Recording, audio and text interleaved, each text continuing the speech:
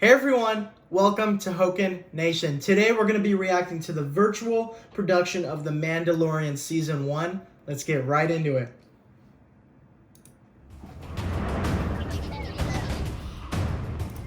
Yes. Yes. Part of what's been fun about collaborating There on he is. The Mandalorian with Lucasfilm and Disney is that we have been able to see through a few technical innovations and a few firsts that I think are going to have a lot of impact on the way television and movies are made moving forward. In partnership with ILM He's right, most likely. and Epic, we have put together a system whereby which we can have Wow, look at that. game engine real-time render and video. He wall renders right up technology on the coming together Stormtrooper. So you can get to create a 360, backdrop for a 360 the view big, of it. beautiful world of Star Wars. The volume is That's so 21 cool. feet tall. It's 75 That is so feet in cool. diameter, run by 7 machines, pumping the visuals onto the screen that's being created. That in is pre-production awesome. And can be on the screen within 24 hours of being finaled. Oh, wow. It's incredibly impressive when you So first it's- walk out there because it so it's completely all surrounds your inside. peripheral vision, and you really quickly forget that you're indoors and you're not out on some planet's surface. Wow. It feels like a real three-dimensional environment surrounding you because it is a three-dimensional environment. You can allow your key creatives to all make decisions together so that the shots are captured entirely in camera, which That is allows so- for a that is better so neat. performance. And what was so exciting about this is by bringing those people together, things started to click, and we started to realize, well, let's not just do green screen and interactive light. If we're going to design the whole set and game engine ahead of time, maybe we could have some in-camera effects. Everything Interesting. in the is designed to both light the That's actors so and create a nice. background that we can directly photograph. So you end up with Real-time real-time environment 5 for pixels LED in volume. camera. If you look at visual effects, heavy films, Interesting. you've got a film set and then it's going to go to post and it's going to get the world put in. Here we're considering Right. all of that at the same time, and how do we create LED set, a physical set. background Interesting. for them to live together? So they like on do the bottom outline of the along character, then they project when we started to all play the with idea background of stuff using in post. Unreal Engine for virtual production. Some of that's it, one of the because, things well, that, right there is- that's Richard not and post. John started to embrace is that you've got this very dynamic world where you can have randomization of things and find the happy accident that gives you the perfect shot. Being able to see the actors point at things and see what they're looking That's at. so It was cool. I pretty love that. transformative. It gave everybody love that context. episode. With the added That was such a benefit good that if you episode. want to move a mountain from there to there, you can do it instantly. That's insane. Switch between the Iceland location. They're like the putting desert video location, game all design within the same day of shooting. in shooting television shows and movies now. To shoot This has probably been a thing. 10-hour dawn is extraordinary. To shoot any sequence Wow, where look at you that. say, oh, this So world's cool. not quite right, let's just move it a little bit. That's insane. Extraordinary number of benefits. That's and advantages amazing. for That- shooting in that environment. 360 Mind blowing. What the that tool heck? is. What you see is really what you get. And that's something that really means a lot That's to awesome. filmmakers, especially those who have worked with a more traditional Look at approach. that. He's riding on the thing at the... Shots of character in a vehicle traveling through a complex environment. It's always very difficult to do believably on stage. LED screens are Epic a Games. wonderful solution to that. They have video... Because what you're They have doing video is game you're like taking developers this technique on of deck to help them. image-based That's lighting that we've awesome. been using in computer graphics for years, and use it to light a subject. And then we would do shoots where we would texture map real lit surfaces onto Wow. our game engine Geo, and so the camera could move anywhere. We That's would do incredible. interiors, like Werner Herzog's office. And then you started doing things like building sets into it, having half a spaceship with reflective surfaces. And That's so cool. it became exciting because by the end of the season, it was like, let's start designing sets around what this could do well. Right. Just like Right. the good old days. With Star Wars, we're building on a rich legacy of innovation, and getting to partner with Jon Favreau to make his ambitious vision a reality, it's really a game changer It's an for incredible filmmaking. shot right there. Incredible. Beautiful. There's Taktiki. Yeah.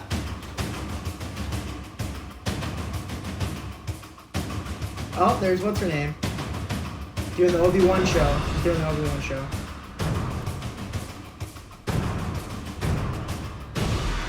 I love it. Such a great video.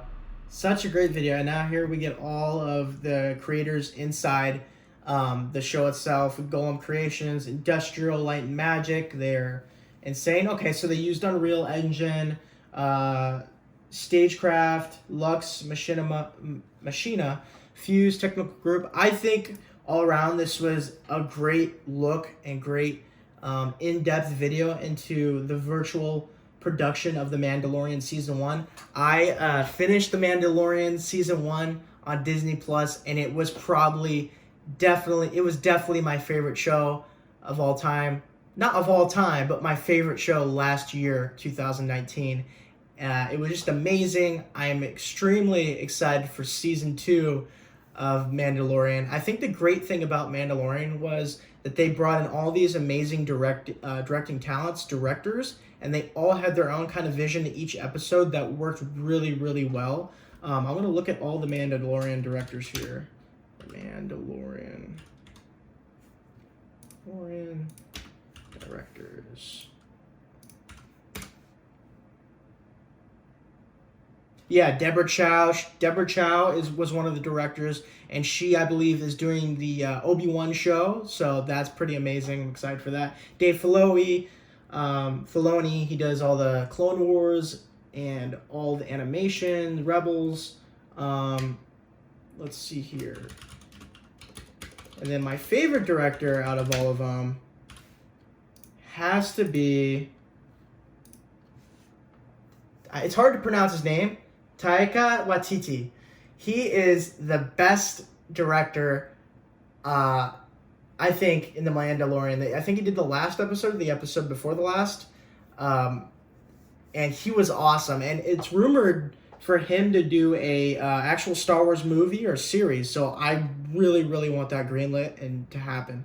Please, if you're watching this Lucasfilm, get Taika Waititi on board. He is the best at what he does. He's amazing. Got an Academy Award too for Jojo Rabbit. That's right. But yeah, all around, I think it's also amazing how they incorporate the video of the Unreal Engine, and then they had an Epic Games guy on there helping just with the design of the sets and like what they're shooting at times. It's so interesting to know as well that they also filmed most of it, probably all of it, indoors because they have the technology to do so, which I think is just absolutely cool, absolutely amazing. Going back through the trailer, yeah, for the real-time LED volume lighting and all that stuff. And then just an absolutely, like, they have the best technology they're able to use when they film these shows and movies, and just The Mandalorian was perfect, and they did it right. They got the best directors in the business to do it. They got John Ferrero. Man, I am so excited for Season 2. I believe Season 2 comes out in October. So let's read a little thing under the video. It says, a behind-the-scenes look at the groundbreaking virtual production technology used on The Mandalorian Season 1. Over 50% of The Mandalorian Season 1 was filmed using this groundbreaking new methodology, eliminating the need for location shoots entirely. That's amazing. I love that. Instead, actors in The Mandalorian performed in an immersive and massive 20-high by 270-degree semicircular LED video wall and ceiling with a 75 diameter performance space where the practical set pieces were combined with digital extensions on the screens.